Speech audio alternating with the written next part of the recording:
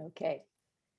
Our mission, Helping Parents Heal, is a nonprofit organization dedicated to assisting bereaved parents to become shining light parents by providing support and resources to aid in the healing process. We go a step beyond other groups by allowing the open discussion of spiritual experiences and evidence for the afterlife in a non-dogmatic way. Affiliate groups welcome everyone, regardless of religious or non-religious background. Attendance today at this meeting is voluntary, and we are here for the benefit of learning from and sharing with other parents whose child has passed away. It is understood that our discussions are intended to be confidential and not designed to replace traditional therapy or spiritual counseling. However, these Zoom meetings are helpful to parents all around the world, and they are posted on YouTube so that affiliate members who are not able to attend this meeting live can also watch. Helping Parents Heal offers a wide variety of speakers to allow parents to be informed about many possible ways to heal, to connect with their children, and to learn about the afterlife. The views expressed by our guests do not necessarily reflect those of Helping Parents Heal, and we ask that you take from their presentations whatever may benefit you personally. Welcome, everyone, and welcome, Julie, and thank you for being here. Yes, thank you so much, Julie, for being here. I'm going to quickly introduce you, but I also just want to let everybody know that if you can write your name, where you're from, as well as if you're an affiliate leader, a caring listener, or if you're on the board, that would be wonderful. Also, thank you for the kind wishes. I'm great. I'll tell you, this is a lesson in gratitude, but I also want to just let you know about Julie. She's amazing. And one of the most exciting things about Julie is that she is not someone who was initially a medium or intuitive when she was younger, and she learned all of this. So let me tell you a little. So this means that we can all actually learn to do the same kind of thing, which is very exciting. Psychic and medical intuitive Julie Ryan can sense what medical conditions and illnesses a person has and facilitate energetic healings. She can communicate with spirits, both alive and dead. Julie can scan animals, access people's past lives, and remove ghosts from homes and other buildings. And she can tell how close to death someone is. Her book, Angelic Attendants: What Really Happens as We Transition from This Life into the Next, describes a series of events that involves angels, multitudes of deceased family and friends, the spirits of deceased pets, and countless serendipitous and miraculous moments. Julie's children's books, Angel Messages for Kids and Angel Messages for Dogs, are picture books that have angels answering kids' tough questions. Each week, Julie scans callers on her Ask Julie Ryan podcast, which is heard by millions in over 100 countries throughout the world. Julie is a businesswoman, an inventor, an author, a podcaster, and a serial entrepreneur. Her surgical device inventions are sold globally, and she has founded 9 companies in 5 different industries. Julie's psychic and medical intuitive skills are learned. And I wanted to just let you know that this show is called Ask Julie Ryan Again. Many of her social sites are also entitled Ask Julie Ryan, and I will be posting them for all of you to see. But without further ado, I'd like for all of you to welcome with me Julie Ryan. Thank you for being here, Julie. Oh, my pleasure. And no coincidences in life. I was zapping on her. I was doing an energy healing on Elizabeth before we went on air. And oh my gosh, no coincidences in life ever, are there? Really lucky that I actually broke the timing. It yesterday. Yes. Well, you're not lucky you broke it, but I told her she's going to go see the doctor in a couple of days. I said, hopefully when you get there, it's going to be healed a lot by the time you get there. Cause I was zapping on her and I told her I'll keep her on my radar for the next few days just to help her heal easily and quickly. And completely. so grateful. And we do have questions that are already in the chat box. And I know that a lot of times we don't get to the to all of the questions. So let's get started unless you have something that you'd like to say beforehand, Julie. Did you want to? I do. Okay. Anybody that wants my books, here's Angelic Attendants, What Really Happens as We Transition. And here are the kids' books. They're really cute. By the way, I have a news flash. You guys are going to get it up front. You're going to get it before anybody else knows. I got a note from Sarah Ferguson, the Duchess of York's office last week, and they're going to read angel messages for kids on her show on Thursday on YouTube. And when I got that email, you know, it was all official with the Duchess's crest and all that stuff. This is the office of the Duchess of York. And I went, woohoo! You know, somebody sent her my angel messages for kids book, and she has a YouTube channel called Storytime with Fergie. And my book was chosen to be read. So I'm so excited. Anyways, I digress. Anybody that wants these books, just go to my website, askjulieryan.com, go to the Ask Julie tab and just say, hey, I saw you on Helping Parents Heal. I'd love a copy of your book. We'll send you a free digital and audiobook download for you as a gift. So please enjoy them. And all you have to do is just go to my website and request it, and we'll send you a link so you can That download is them. so amazing. And I think that it's just incredible that you're having this book read live on her show. That's so exciting. I know. I was excited. I know that lots and lots of people have already enjoyed getting those books from you. And you're so prompt. You're one of the people that I email that responds immediately. You're just amazing, Julie. So I don't know how you do it with all of the people, all of your listeners all over the world, but you're just so good at getting back to people, and we truly appreciate it. You're welcome. I'm a businesswoman. You know, I mean, that's my training. So you get back. You at least, if somebody sends me an email, if I need to research it or something, I'll at least say, okay, got it. I'll get back to you as soon as I can, just to let them know that I've received it. I just think that's just wonderful. Well, thank you. And I have the first question that I'd love to ask you that's from Nicole. And I'd love for you to maybe tell a little bit more about this. I've heard that our children don't feel sadness in the afterlife. Could you explain that, please? Could you possibly just explain what happens when they transition, first of all, for everyone to hear? I know that people have already heard this from you, but it's always wonderful to hear. And then also about this notion of sadness for us. Sure. Thanks. Sure. What happens when we transition is where our spirit exits our body through the top of the head. And I'm sure you've had near-death experience people on throughout the years, right? Yes. And they talk about going through a tunnel and seeing the light at the end of the tunnel. That's what happens. As I perceive it, everybody, the body is inside the spirit. And then as somebody's approaching death, the spirit separates from the body and it holds on to the top of the head, and it looks like a bubble in a cartoon caption, you know, where the cartoon characters' thoughts or what they're saying is located. And then what happens is deceased loved ones' spirits show up, and the spirits of deceased pets along with angels. And it's a configuration that everybody goes through with the angels and the deceased loved ones as they're approaching death. When it first starts around phase 3, really is when the angels show up. And these are angels as I perceive them. They're really big. They got big wings and white gowns and all that. You know, is that what they really look like? Who knows? But that's what I think they look like, because that's what I was taught they look like.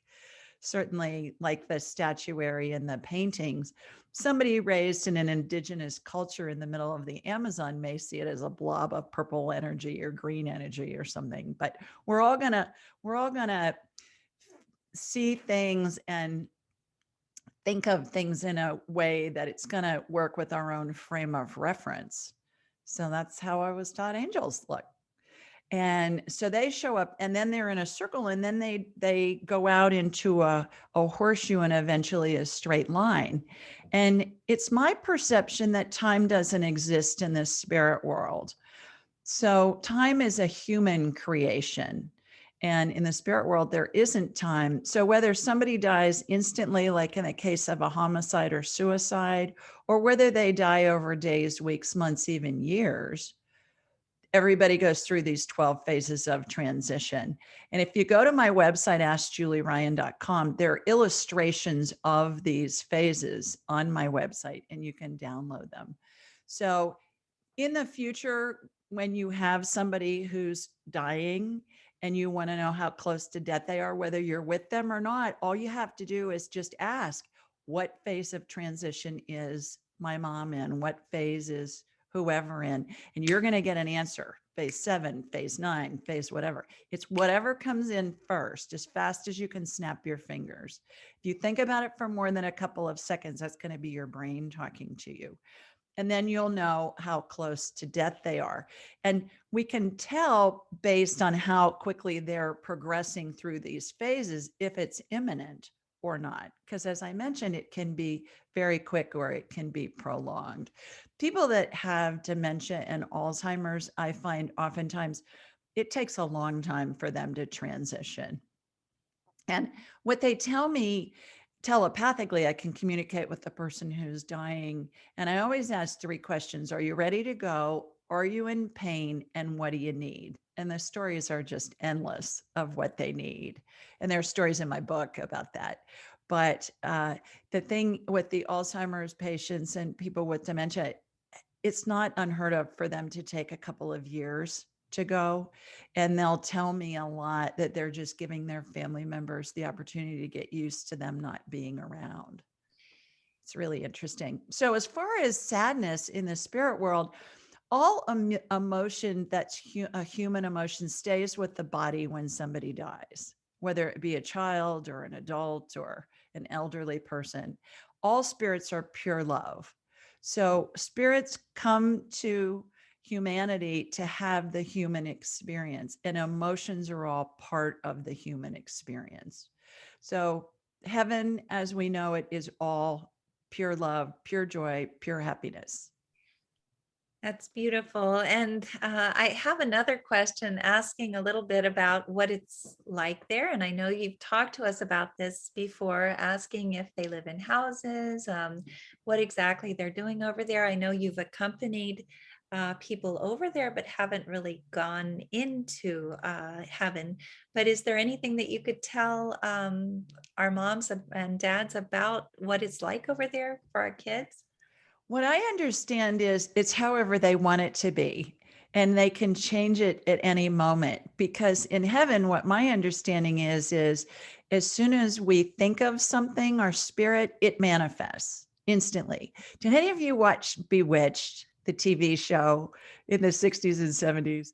When I was little, I wanted to be Samantha Stevens when I grew up, and now I am, because I can do all this stuff she can do. And so can you. Anybody can learn this stuff. I teach it, actually. I have a class that I teach this. So, and it's online, by the way. So anyways, let's say you want to experience what it's like to live on the beach in Tahiti. Boom. You experience that in heaven. And then 20 minutes later, you think, oh, I want to experience what it's like to live in an igloo at the Arctic Circle. Boom. That's what you're doing. So that's why spirits, they incarnate in the human experience, because we have to create things, and they see that as fun, being able to create. And so that's my understanding. It's whatever they want them to be. And they're around us all the time, because we are experiencing multiple realities all at the same time. If you think about, okay, I'm going to watch TV tonight at 8:00. And those of us that have satellite or Netflix or HBO or Disney Plus or whatever, there are hundreds of options at 8:00 tonight to watch, right? They're all happening simultaneously.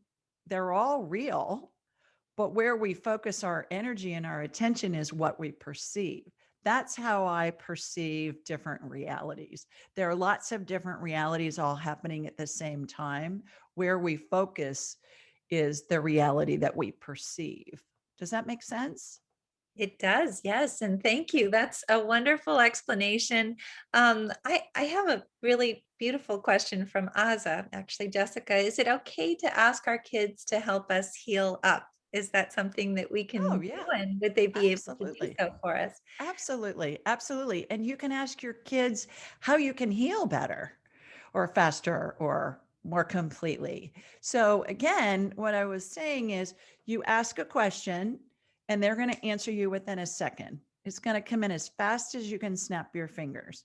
If you think about it for a couple of seconds, that's going to be your brain talking to you. Couple of ground rules. Spirits are always super literal, super literal. And how we interpret what they tell us is going to be predicated on how we ask the question. So, how usable the information is, rather, is going to be predicated on how we ask the question. So, for instance, if you say, back to the what am I going to watch tonight on TV? If you say, honey, what am I going to enjoy? Am I going to enjoy the movie tonight? And you get a yes, comes in really fast. And you're watching some movie tonight and it's atrocious. And you think, oh, what's up with that? You told me I would enjoy the movie. Well, the way you ask the question could pertain to any movie you watch throughout the rest of your life. Now, had you asked the question, am I going to enjoy watching Frozen 2 on Disney Plus tonight? See the difference? What's the movie? Where are you going to watch it? That's more specific. So they're always going to give you a correct answer. How applicable it's going to be is going to be dependent on how you ask the question. And you don't even have to ask a question. You can just make a statement. It doesn't always have to be questions. But in your case, Elizabeth, you can ask your son, what's going to be the best thing for me to do to help heal my wrist? And you're going to get an answer. Boom, really fast. And then you ask other questions and you can drill down from there. Everybody can do this. We all have the ability. We all use our intuition now. Think of a time when you thought of somebody and then within the next 24 or 48 hours, you ran into them, or they called you, or they texted you, or they emailed you. And you said, oh, what a coincidence. I was just thinking of you. Well, no coincidence there. What was happening was you were using your intuition and thinking of them because they were going to be contacting you. That's beautiful. Well, I think that, it's so interesting because all of these questions are so beautifully asked. But April is saying, and this is following up on what you're saying, is it possible that they answer you before you even ask the full question? I feel like my daughter answers me before I complete the sentence, but already thinking it. Is that something that you also encounter? Absolutely. You are on it, girl, big time. So once we start doing this with some frequency, what happens is, the more you practice, the better you get, right? So you want to talk to your loved ones and they're going to answer you. And then the more you do it, the more validation you're going to get for the answers that you receive, the more you trust it. And the more you trust it, the more you do it and it becomes second nature. Back to the time doesn't exist in the spirit world. The 2 seconds or the second and a half that it takes for us to think the question, even if you're not asking aloud, they've already got it and they're answering you because spirits communicate telepathically. So yes, that happens all the time. So April, you're on it, girl. You go, girl. Absolutely. I'm Keep it sure up. you know what we're thinking all the time, which is wonderful. Well, they don't. They don't. Oh, okay. That's not my perception. That's a really good point, Elizabeth. And they are not going to interfere, but they're going to, when called upon or when we contact them, they are there to help. Absolutely. But they're not going to interfere. It's not like they're reading our minds when we're doing it because they want us to have the human experience. But all we have to do is ask for help or ask for guidance, and they're right there and willing to help. That's my perception. Well, they've of got it. a lot going on themselves and they're busy learning and moving forward as well. But Shelley is asking, and this is an interesting question following up on what you said, if in heaven you can think a thought and you are there, how do we spend time together if our thoughts are different? E.g., if when I cross, my son wants to be at the beach, but I want to be in the woods are all of the experiences in heaven alone? Or maybe you could talk a little bit about that. Yeah, great question. Back to that multiple realities all happening at the same time. We're made in the image and likeness of God. I believe that's in spirit form. And so God's everywhere all at the same time. And so are we when we're in spirit form. So who's to say that your child is with you at the beach and someplace else with somebody else, and it's all happening all simultaneously at the same time, which is a lot to wrap our human brains around because we don't have any frame of reference for that. But that's my understanding. Great question. That's beautiful. So Maggie is asking if our loved ones can answer us and also get through if we are steeped in grief. Is that possible for them, or could you explain that? It's easier for them to communicate when we're either neutral or in a high vibration. And I came up with this technique called the 2-minute rule. I think did I talk about it before? Do you remember, Yes. Irene and Elizabeth? Is it all right if I go over it again? Oh, of course. I'd love, yes, please do. Okay. All right. Our heads are big satellite dishes. They receive and they transmit frequencies. Every spirit has a frequency they keep throughout all of their lifetimes. Every thought also has a frequency. Thoughts originate in the ethers and we pull them in based on what we're thinking at a time. Now, a thought that feels neutral or good is based in love. It's based in spirit. We're in alignment with our spirit. A thought that feels badly, grief, certainly, fear, anger, jealousy, boredom, whatever, anything that doesn't feel good is based in fear. And there's two kinds of fear. There's rational fear, there's irrational fear. We want to be able to discern between the two. A rational fear is something's going to kill you, change the conditions. Irrational fear is everything else, and it's 99.9% of the thoughts we have that feel badly. So what we want to do is when we are feeling badly, certainly grief, you want to feel the grief, but when you're in it and you can't seem to get out of it, what you want to do when you're feeling badly is say, is this going to kill me in the next 2 minutes? Is this going to kill me in the next 2 minutes? You can say it in your head. You can say it aloud. Doesn't matter. If it is, get out of the road before the bus runs you over. That's a rational fear. If it's not, that's an irrational fear. As soon as you ask that question, you break that frequency, you disrupt it, and you go back to the frequency of love because curiosity is based in love. Curiosity, when you're asking a question, you want to know more. It's interesting. You're being led. You're back in alignment. And that's easier for your loved one to communicate on that frequency of love because it's harder for them to communicate on a frequency that's a low vibration. It's like trying to listen to country music on a classical music station. It's not what they're playing. Does that make sense? So just ask. I call it the 2-minute rule. Ask, is this going to kill me in the next 2 minutes? Even if it feels like it is with the grief, it's not. So as soon as you ask that question, you snap out of it, get back into a frequency, you get in alignment with your spirit. The beauty of the 2-minute rule is it's free and it's convenient. It works anywhere your brain is, and your brain's usually with you wherever you are. So you can use it 500 times a day if you need to in any situation. And once you ask that, then you're back on a frequency that spirit can communicate, and you're going to get guidance. You're either going to get an answer from your loved one, or you're going to get guidance from your spirit or another spirit, the collective consciousness. And they're going to say, maybe check out this website, maybe pick up a bag of blueberries when you're at Costco. I mean, whatever. But that's how guidance comes in from spirit. I hope that helps. That's beautiful. I have Sherry asking a question, and another mom has asked if I can please ask it because she's also wondering the same thing. She's saying if you can connect with our loved ones who were in a dark place and had a lot of self-hate before they took their lives, can you tell if their reality has shifted and if they are happy and out of pain now? Is that something that you could let us know about?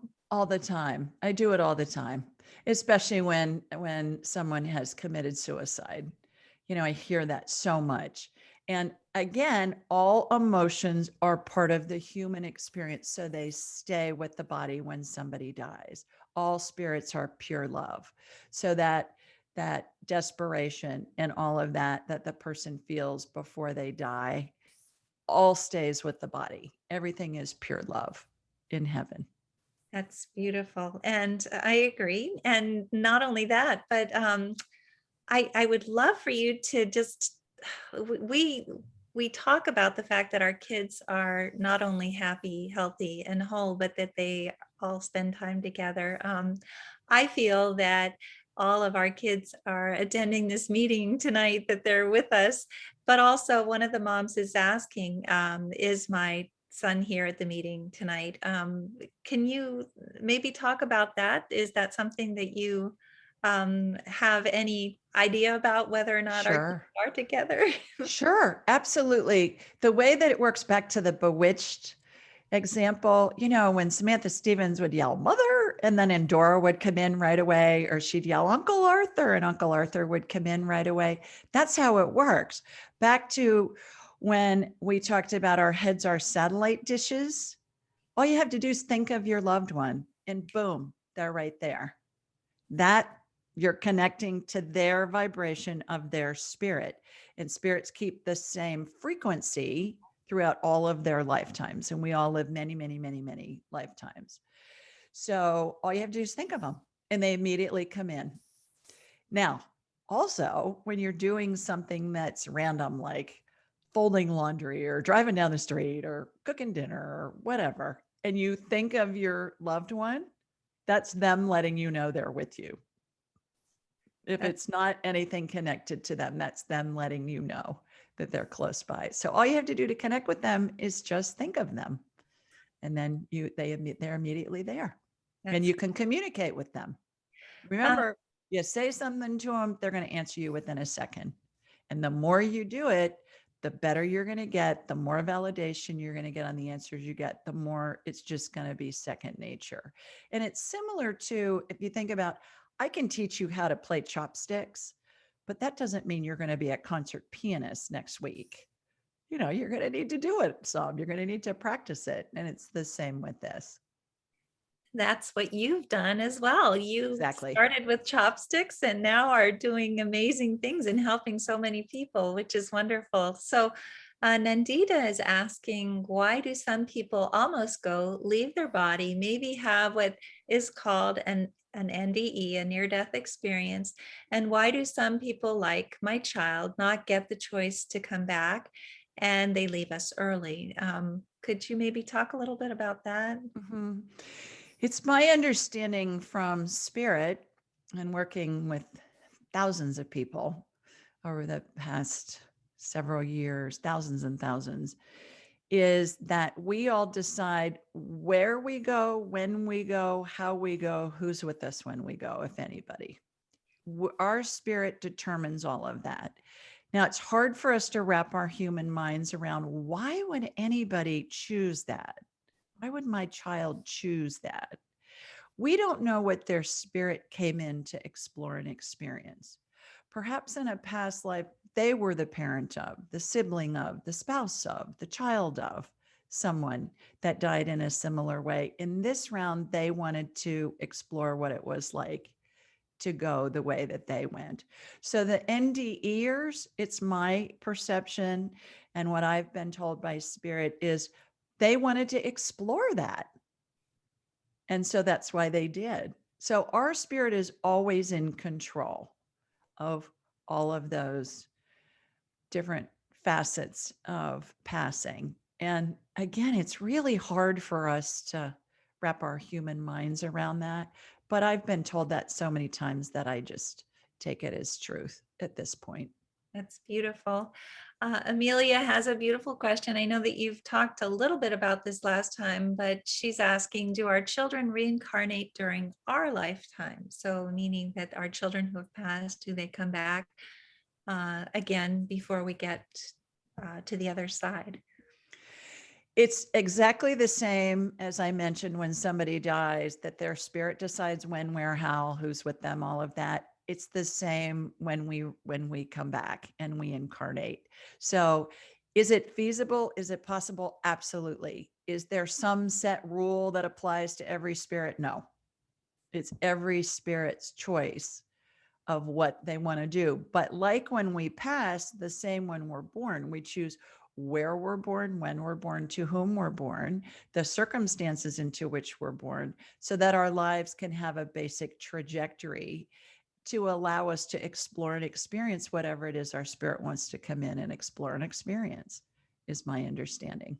Well, and from what I've been told, we can exist in multiple, our soul is so huge that we can be here, we can be over there, but that for sure, even if our child does reincarnate, they will be there to greet us when we cross over. So Exactly. that is something that's hard to wrap anyone's mind around, but this is something that I've heard from so many people, Mhm. that they will be there to greet us no matter what.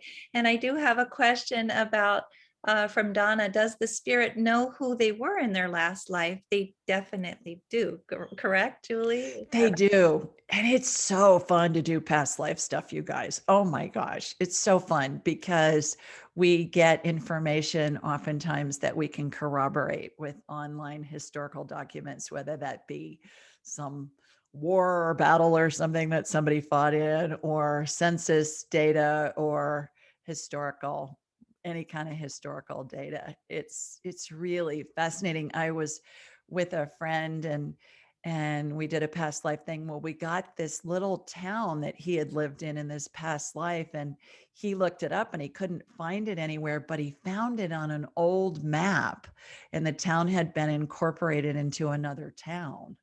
So it's just wild. It's so much fun. I do past life stuff differently because I'm an entrepreneur. So, of course, I have to do it a different way. Most past life stuff is done through hypnotism, and what I do is what I call past life scans. And so I'll envision myself in this endless hallway that's very narrow with very tall ceilings. I don't know where this technique came from. It just came to me one day, and I've been doing it for, I don't know, over 10 years.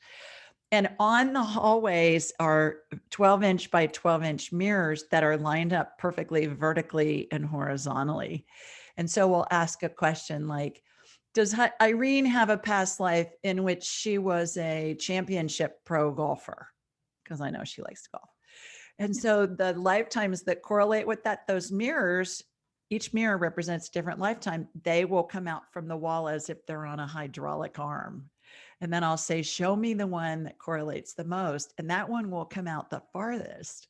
And then I'll envision walking into that mirror, and I'll be shown a scene in my mind's eye. And I'll be given what the date was, where it was, oftentimes what her name was, with that kind of thing. Maybe it was Ben Hogan, or, Jack Nicklaus is still alive, so it probably wasn't him. And who's a famous female golfer? I don't know. But She Arnie Palmer, maybe she was Arnie Palmer in a past life, whatever. And so it's fascinating. And then what we'll do is we'll correlate. We'll say, okay, how does this correlate with your current life? And there are always things that resonate about the past life and the current life. It's really fun and really fascinating to do those. That's wonderful. It looks like Irene has unmuted. So did you have something to add to that, Irene? You were just actually. No, I wanted to say, sign me up, Julie. I'd love to find out. Okay.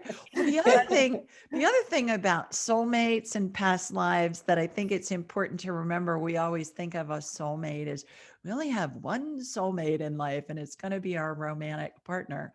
Well, that's fabricated by literature and by the movie business, basically. Everybody that's ever been in our life is a soulmate. Our siblings, our parents, our children, our spouses, our friends, the checkout clerk at the grocery store that you see every time you go in. They're all soulmates. We have romantic soulmates, but everybody in our life is always a soulmate.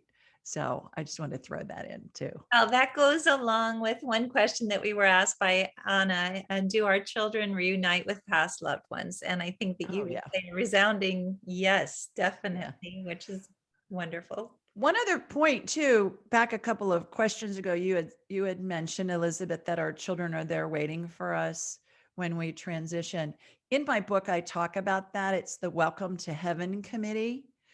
And do any of you remember the Welcome Wagon Committee in the neighborhoods when somebody would move in and they'd bring you like a basket of fruit and muffins or flowers or something? I call this the Welcome to Heaven Committee. And not only are they present in the room as somebody is dying, they're also there once the person gets to heaven. And there's a chapter in there called the Walk to Heaven that I'll take energetically or spiritually with somebody who's dying when the person is afraid to die. And so it's kind of like a dress rehearsal. And we walk through it's like a plasma wall as I perceive it, the gates of heaven. Once we walk through, on the other side is all of our deceased loved ones waiting for us. And that's the Welcome to Heaven Committee. By the way, I've never seen St. Peter sitting at the pearly gates with a clipboard saying, you get to come in, you do not, like checking off names. Everybody goes to heaven, even the most atrocious souls that you can think of, people who've ever lived. Everybody's spirit is pure love. So everybody goes to heaven. Just like the movie, all dogs go to heaven, all people go to heaven too. Just That's wanted to beautiful, mention but they're not the same place that our kids are, because they go to spiritual healing for a little while, right? So just to let everybody know here, don't worry that your kids are with anyone bad. They definitely aren't, but of course everyone is pure love. Yamira is saying something that's interesting as well. Are there times where our children have questions for us, or do they already know everything? And following along with this, we have another question, which is there anything that we can do here to help their experience over there? Let me ask the second question first. No, because it's pure love, pure bliss. They create it in a nanosecond, whatever they want. So as far as, what was the first question again? The first question was, do they have any questions for us, or do they know everything? They know everything because they're tapped into the collective consciousness. But the thing is that collective consciousness is always expanding because of our experiences. Because every time we have an experience, it's the only time it will ever happen. If you think about it, your experience in this time, on this date, at this moment, in this body has never been done before. It will never be done again. So each experience that every human has expands the collective consciousness. And that's why we're all here, is to create. And so now I'm getting really woo-woo on you here. So hang with me for a minute as I explain this. So if you think about that, as we're always creating new ideas, right? Expand everybody's experience. And an example of this is, have any of you seen a toddler who can't walk yet or talk in sentences, but they know how to use an iPhone or an iPad? Right. And I think, how's that work? They use it better than I do. How's that work? Well, it's because of all of our experiences. Each generation that's born is more advanced than the next. And that's a great example of it. So it's a twofold answer, basically, is they have access to the collective consciousness, but things in the future are always fluid. And as we go through experiences, it expands the big experiences of everybody that's alive. Does that make sense? It does to me. And just to get a little more woo-woo and a little bit more out there and trying to wrap our heads around things, Amelia is saying, if our spirits are in multiple places, was my spirit in heaven to greet my son?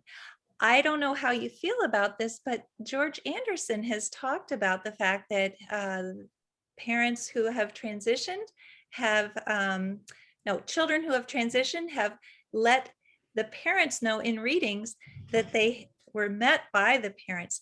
Does this sound way too out there, or is it something that you've ever heard of?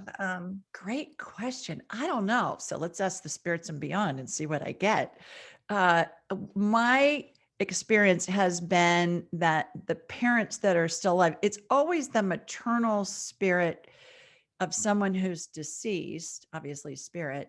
So for instance, if I was dying, my mother's deceased, my mother would be there. She would be running the show from the spirit world as I'm dying. If she was still alive, it would be my maternal grandmother. It's always on the maternal line.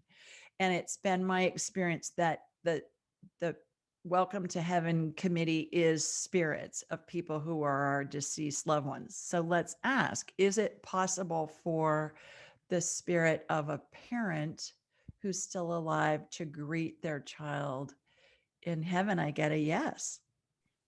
I never thought of it. Great question. I think that's beautiful. I know that I'll I'm have to hanging out with see my what son. else. Yeah, I'll have to see what else I can get from that. I'll ponder that some. How does that work? Well, we're all made in the image and likeness of God, so we can be everywhere all at the same time. It's what I'm getting. It's the part of the spirit that remains in heaven at all times.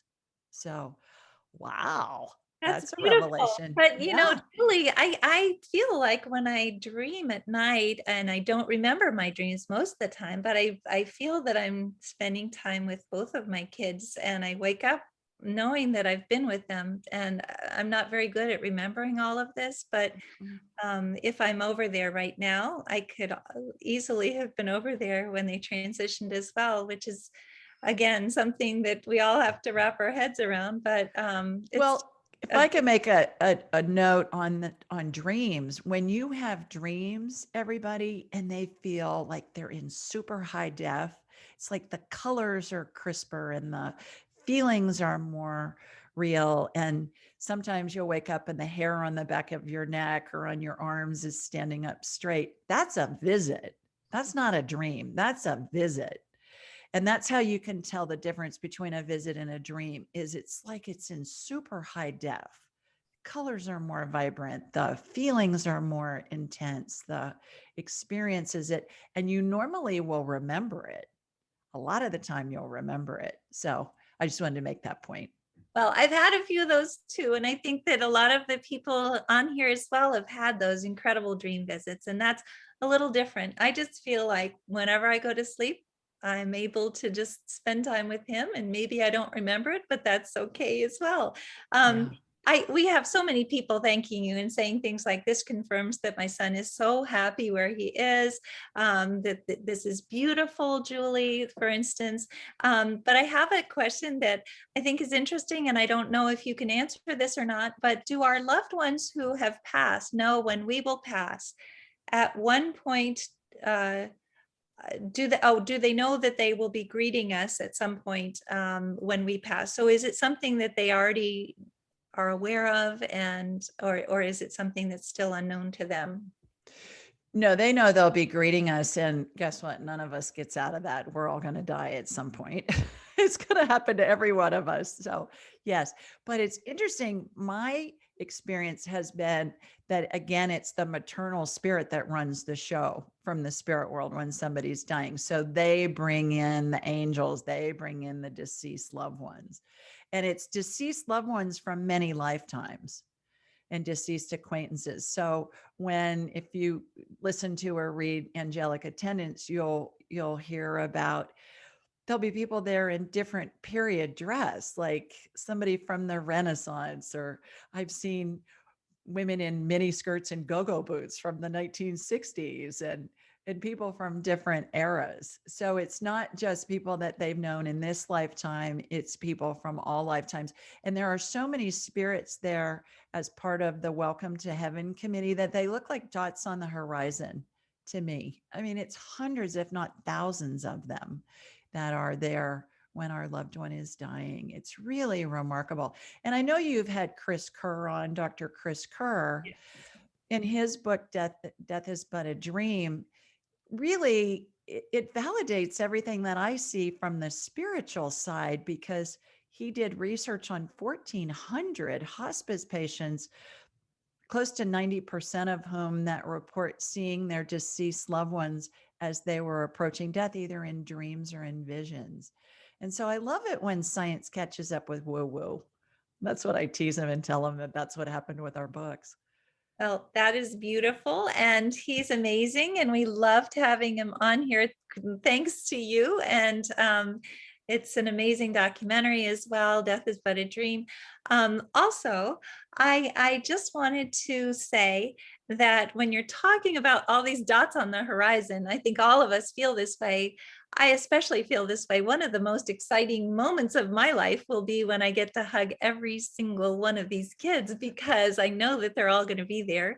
And I think that because all of these kids are meeting through this group and other groups as well, they do hang out together and they're all going to be there, which is going to just be an amazing thing, because I feel like I know most of them personally. And it's such a huge honor to think that they will be there. But I wanted to ask you, and I know that we discussed this a little bit last time, a lot of the same questions come up, but it is wonderful to hear these answers, because you answer in such a beautiful and succinct way. Jennifer is saying, my daughter said from the time she could talk that she was going to die young. She would say it just out of the blue every now and then, just matter of fact and happy. The month before her car accident, she did some interesting things to prepare for her death. Other people in our lives even experienced her preparing. Could you maybe talk about that as well? Interesting. Well, I think our spirits know, and I think that there are lots of stories about that where children know. There was a little boy who lived down the street from us. The family has since moved, and he was 3 when I met him, and he was very ill. He had cancer, and his family was not religious, but this child had an affinity to the Virgin Mary. This little kid's bedroom was full of Virgin Mary statues. That's all he wanted for any of his holiday, birthday, Christmas. He just wanted Virgin Mary little statues. And so his mother said to me one time, she said, why is that? This kid, I mean, how's he know about the Virgin Mary? We're not Catholic. We don't go to a church where he would learn about it, but he knew about it and he had an affinity to it. And when he was dying, he said the Virgin Mary was in the room and he told his mom he could see her. So how's that happen? Obviously his little spirit, he died a year later when he was 4. How did his little spirit, know that? I think our spirits are very advanced. And as we get older, we shut down that intuitive capability. That's why I wrote the children's books, because I've had so many moms of little children say, can you please make this understandable for my child? Because my experience has been at the age of about 7 is when they start shutting that intuitive ability down. Most little children can see spirits. Most little children can communicate with spirits. So perhaps your daughter was communicating with spirit all along, and they were helping her prepare not only for herself, but prepare the family for when she was gone. And by leaving those clues, perhaps it gives the family hope and gives the family comfort that this really goes on. There really is life after death, and the spirit goes on and is eternal.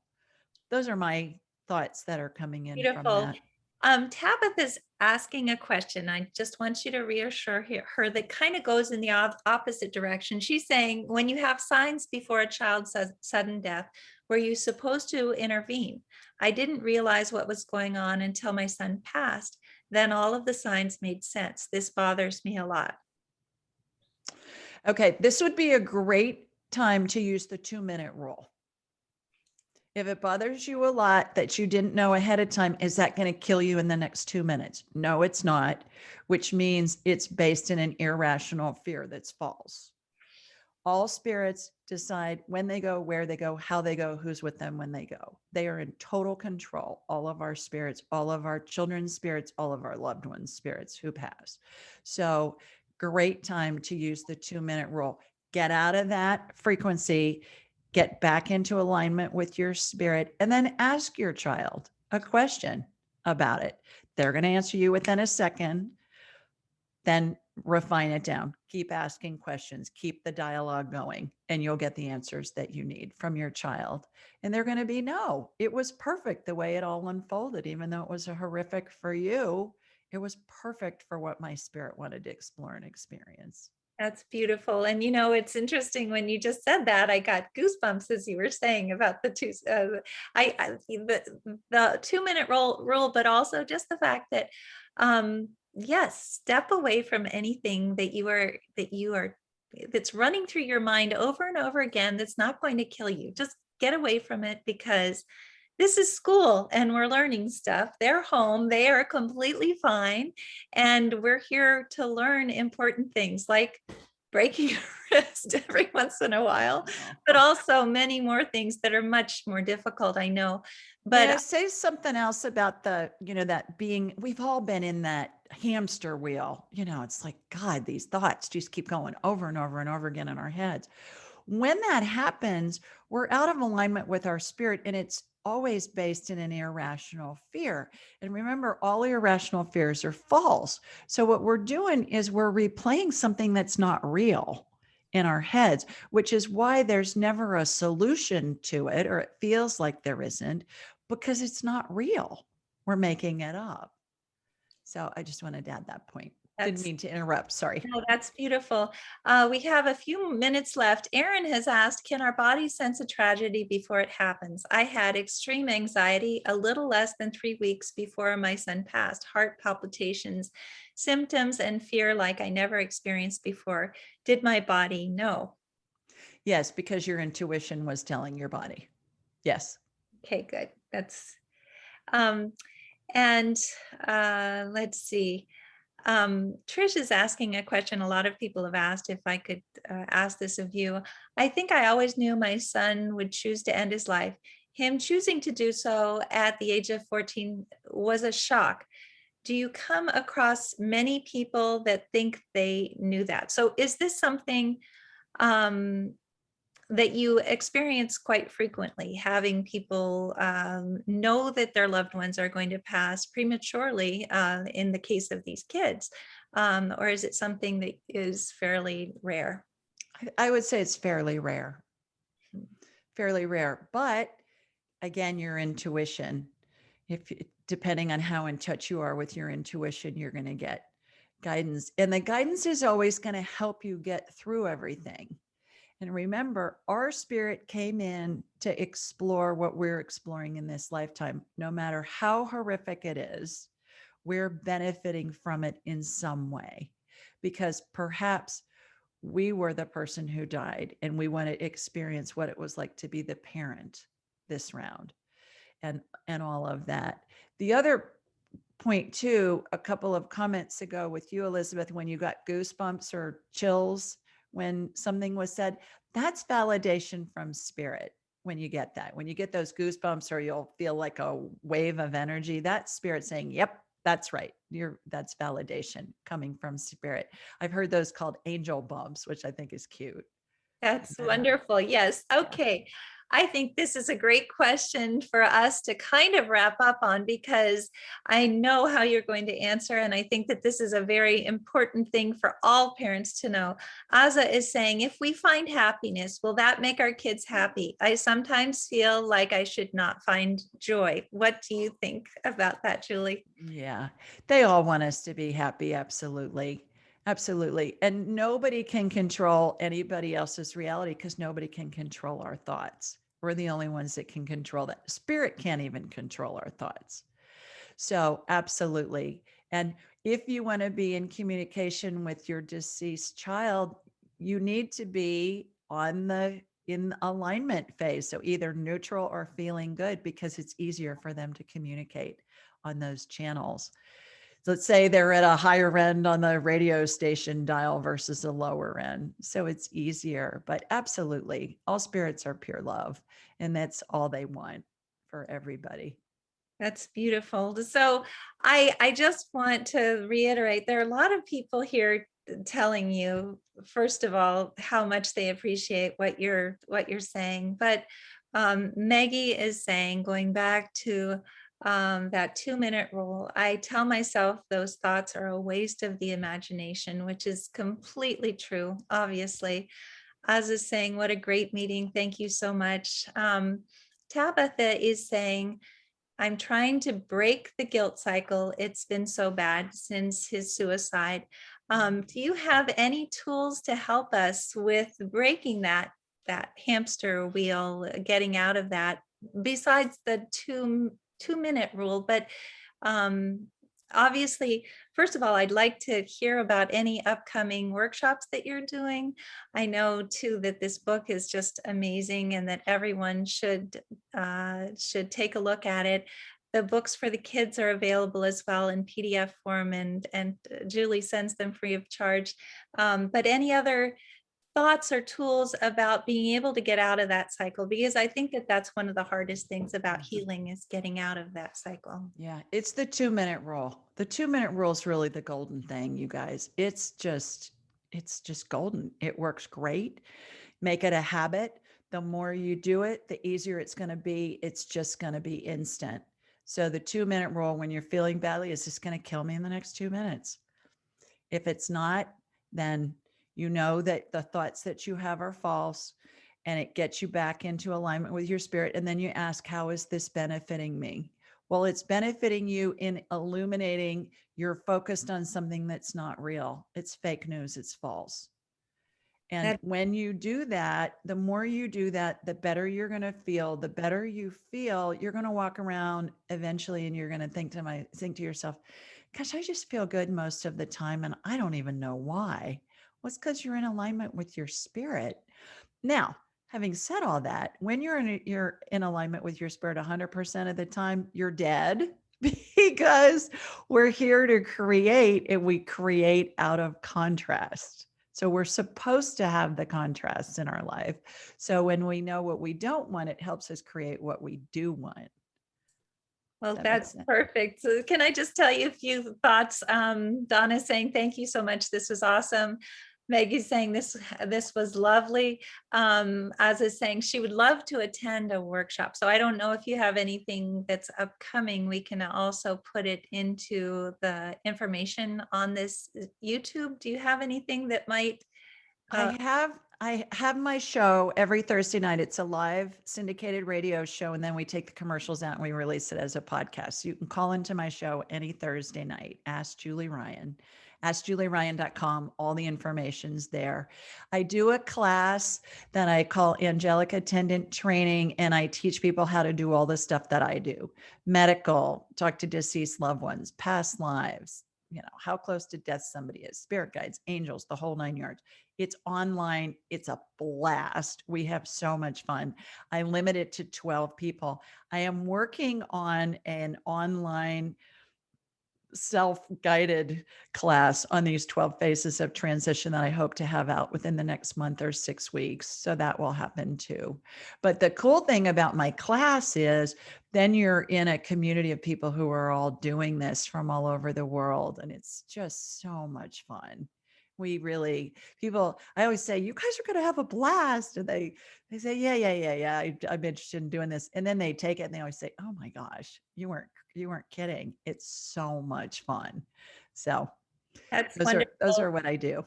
So you'll have to let us know when the next one is coming up so that we can maybe somebody can get us one of those 12 spots, which would be exciting. Shawnee's saying this was a wonderful experience. Thank you, Julie. Andrea's saying, thank you, Julie. This was helpful. Tina is saying, I'm so glad I joined tonight. This was so healing. Jennifer saying, thank you so much. What a great way to end the day. Just lovely.